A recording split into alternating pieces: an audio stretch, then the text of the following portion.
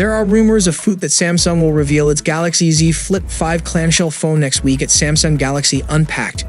It's got me thinking, just what new goodies could Samsung cram into its flip phone to make it not only the best folding phone of 2023, but the best ever? It's not as if there's been no movement in the flip phone market either, with Motorola upping the bar with its Razr 40 Ultra in recent months and various rumors that Samsung is set to challenge this bigger screen rival in a variety of ways. Today, I'm going to tell 5 new features, which makes the Flip 5 a better option.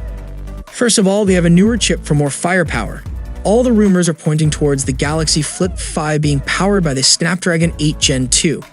It's likely to be the same custom variant called the Snapdragon 8 Gen 2 for Galaxy that's also powering the Galaxy S23 series phones, which offers a small performance uptick, along with a couple of other changes. But even if it's the regular 8 Gen 2 chipset, it would still pack more punch than the 8 Plus Gen 1 processor.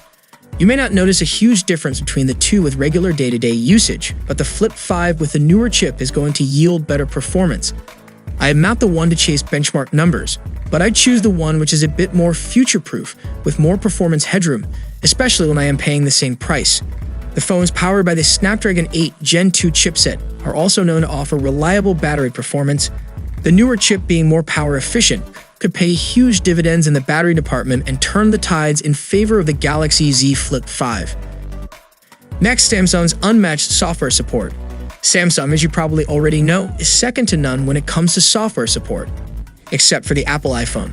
It has set a benchmark by promising 4 years of new OS updates and up to 5 years of security updates for its flagships.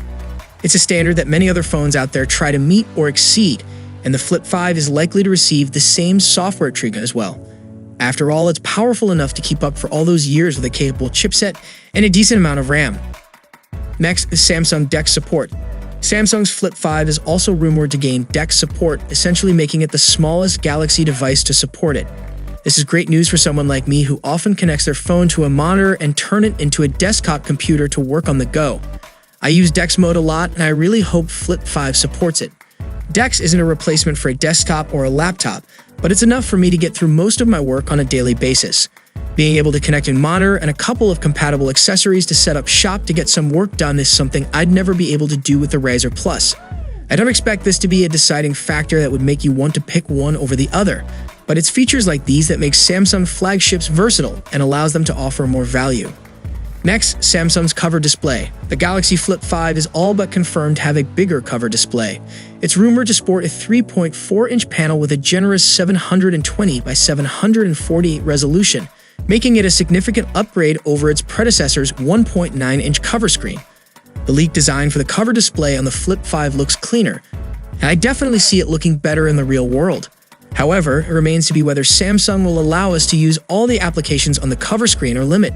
It'd be great to see Samsung better this with even more of the front of the next Z Flip becoming a responsive display, as it open a world of possibilities with app operation, notifications, and other functionality. I'd already think Samsung does a good job in how the cover display acts as a window onto the bigger internal display of its Z Flip devices. It gives sensible purpose to having 2 screens too, because if the front got so large it would diminish the need for the internal one. So getting the right balance of form and size is important, and I wouldn't want the Flip 5 to be too massive, as that'd hinder its appeal too. And last, upgraded cameras. For many people, the best phones are effectively the best cameras too. There's that adage about the best camera being the one that you have on your person. And with phones, they're almost always in a pocket or bag, not far from reach. Samsung delivers great cameras in its devices in general, with the Galaxy S23 Ultra being exemplary. But the Z Flip devices, they've never really pushed the camera game to the forefront or matched up with Samsung's best of best in the camera game. It's not an easy thing to solve either, as better cameras might require a larger sensor and therefore more physical space or a wider aperture and, again, a larger lens scale as a result. And you couldn't really slam gigantic lenses and sensors onto the Flip 5. Where I think the forthcoming Flip phone could get an easy win, however, is with upping the resolution.